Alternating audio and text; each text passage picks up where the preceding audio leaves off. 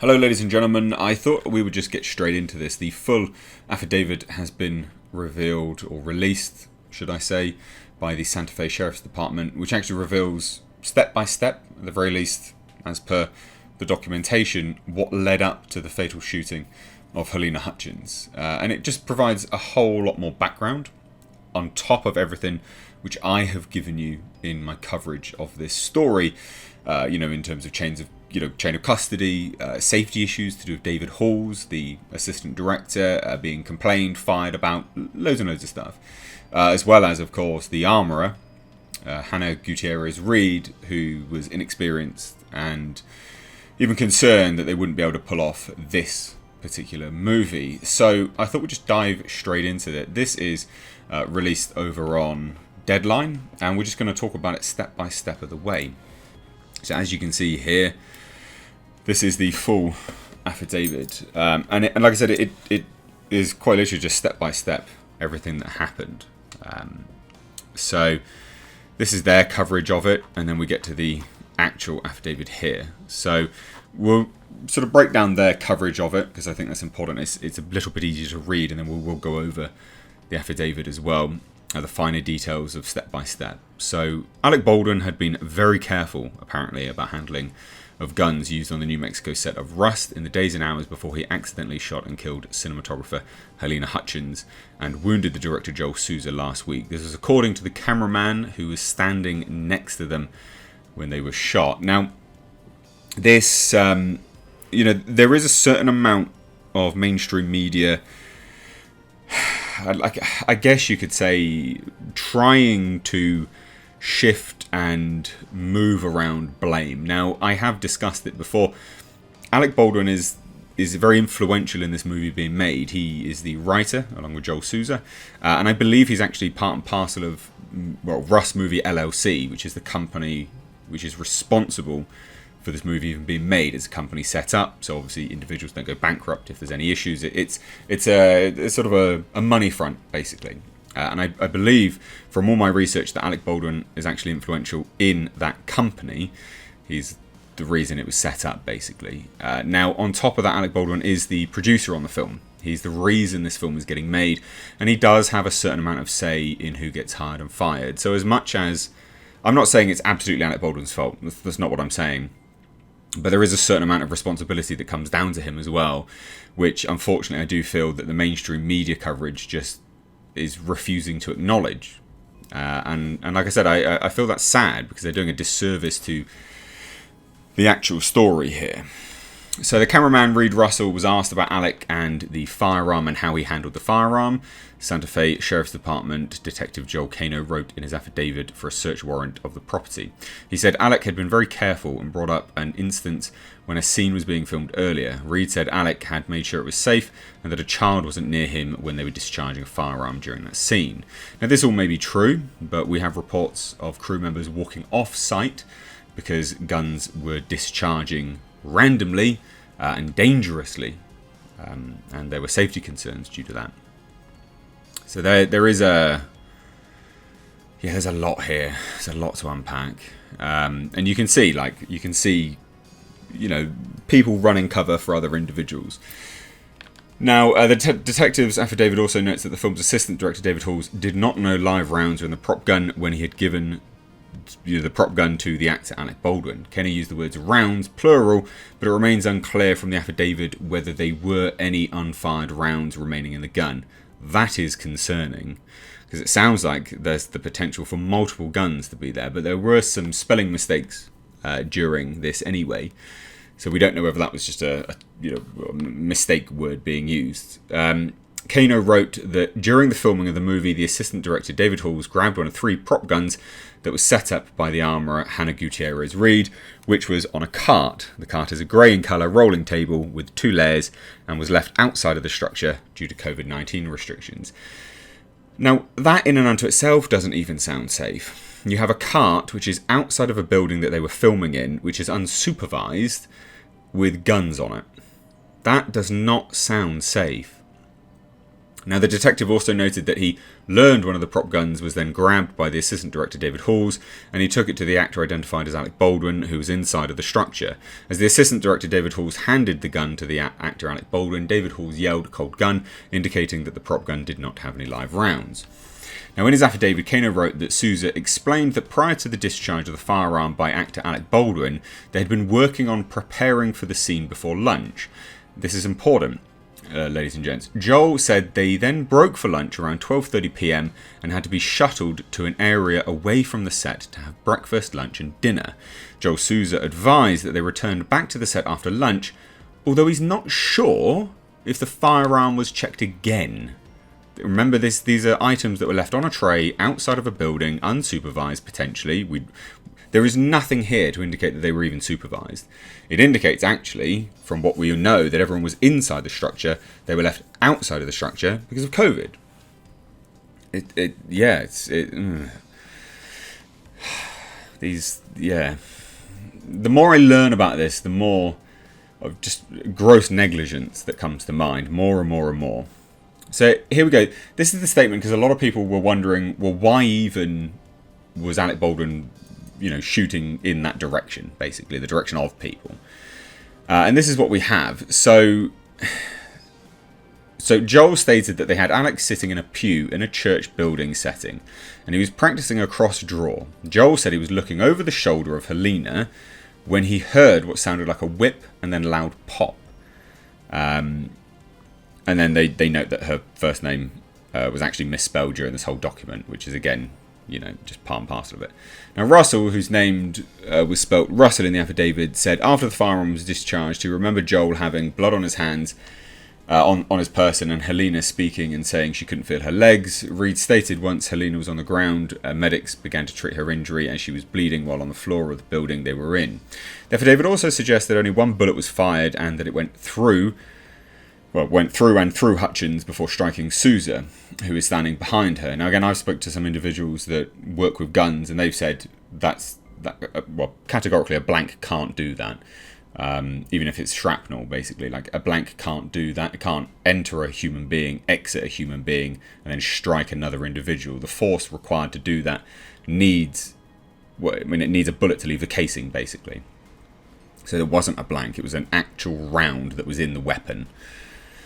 From everything which I know of.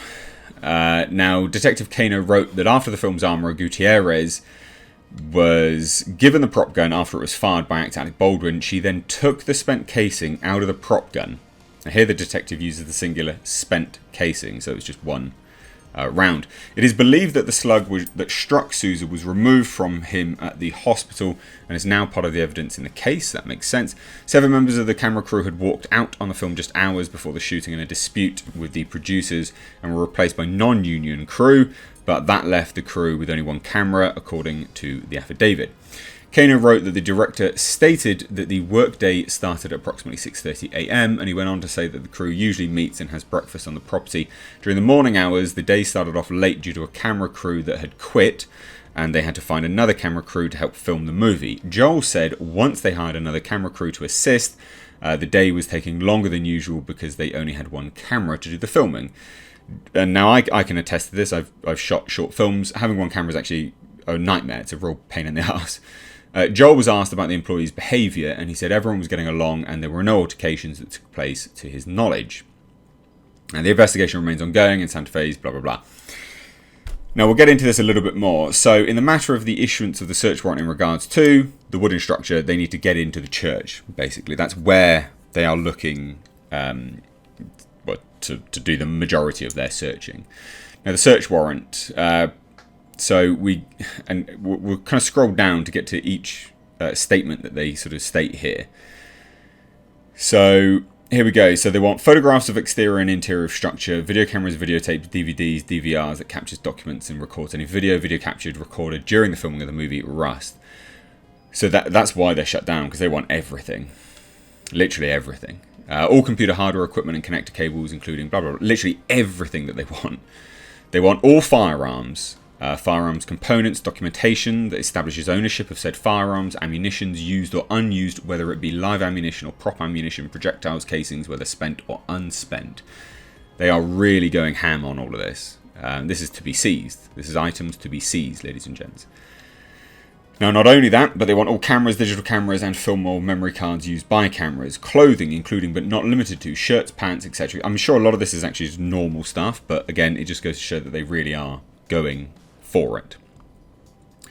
They want latent and or visible prints, including but not limited to fingerprints and footwear impressions. Bodily fluids, residue, trace evidence, etc. Now, here's part of the investigation that's actually been conducted thus far. So on Thursday, October 21st, we had obviously the statement, gunshot trauma, etc. Upon arrival, Deputy Nicholas Lafleur advised one female had been shot in the chest and one male was shot in the shoulder area. The female was identified as cinematographer and she was transported via helicopter too. Pretty much statement of fact there. During the filming of the movie, now this is interesting. So during the filming of the movie, the assistant director grabbed one of the prop guns, shouted "cold gun," etc. We've had this before.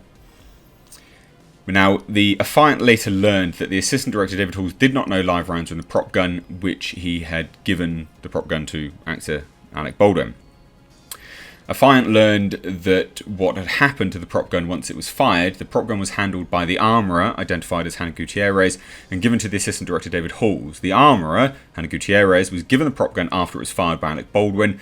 She then took the spent casing out of the prop gun. When deputies arrived on scene, the prop gun was handed to arriving deputies by armourer. But they don't mention that the casing was given. That's concerning. Affiant learned that actor Alec Baldwin was wearing old Western style clothing. Of course he was, but then later changed, and he's been very cooperative, so that's, understandable. Evidence technician, these clothes appear to have blood stains, because obviously he went over to Helena Hutchins. Affiant was informed that the prop gun was properly secured in a marked patrol unit along with other prop ammunition. The grey in colour two-tier cart contained Western-style belt and additional prop ammunition that was secured by responding deputies. So they went and they've already taken that, which is good. Now, again, these are just general statements here. They start to explain what had happened. So this is why people were standing in certain areas. So Joel outlines... The director outlines what had happened in the morning, which we've already gone through. And then Joel said once they hired another camera crew to assist, the day was taking longer because they only had one camera. Joel stated that because of his job, he was more concentrated on the monitors of the cameras and screens. He did state that no film was being recorded because the crew was working on getting the scene ready for the movie and how they were going to set up one camera that was available to them. Joel said he was standing beside cinematographer Helena Hutchins viewing the camera angle on camera lens. The rehearsal took place inside the church building where actor Alec Baldwin was sitting on a wooden pew facing south towards the camera and crew. Joel said the rehearsal entailed actor Alec Baldwin cross-drawing his weapon and pointing the revolver towards the camera lens. According to Joel, it was his belief the gun being used in the rehearsal was safe and used the term cold gun when explaining the firearm safety announcements. He said he remembered the phrase cold gun being said while preparing for the scene.